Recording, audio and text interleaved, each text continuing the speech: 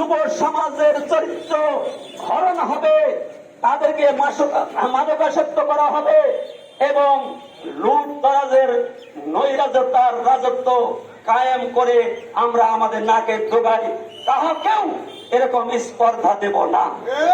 এই জন্য আমরা প্রশাসনের দৃষ্টি আকর্ষণ করছি যে তেনারা যেন অবিলম্বে এই আস্তানাকে এখান থেকে বন্ধ করে তথাকথিত ওই তাসর সাহেবকে যেন পুনরায় এখানে প্রতিষ্ঠিত হতে না দেওয়া হয়, তাকে না আসতে দেওয়া হয়। আজ 2টি বছর তাকে বিতাড়িত করে এলাকার লোকজন শান্তিতে বসবাস করছে, স্বস্তির নিঃশ্বাস ফেলছে।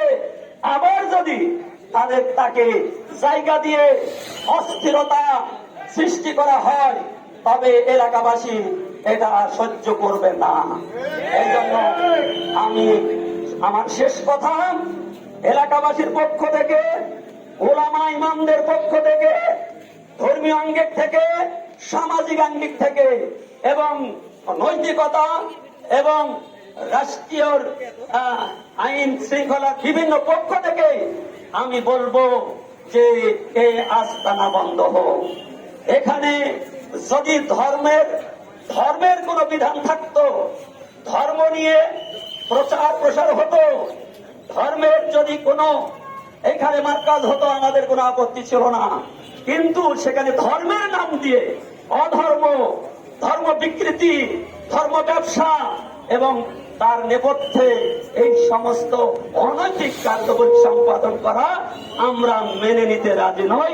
আমি শেষবারের মতো আমার প্রশাসনকে দৃষ্টি আকর্ষণ করে যে আপনারা অচিরেই এটাকে বন্ধ করেন এবং ওনার আশার পক্ষে রুদ্ধ করেন, এই বলে আমার সংক্ষিপ্ত বক্তব্য শেষ করছি। আসসালামু আলাইকুম ওয়া রাহমাতুল্লাহি ওয়া বারাকাতুহু।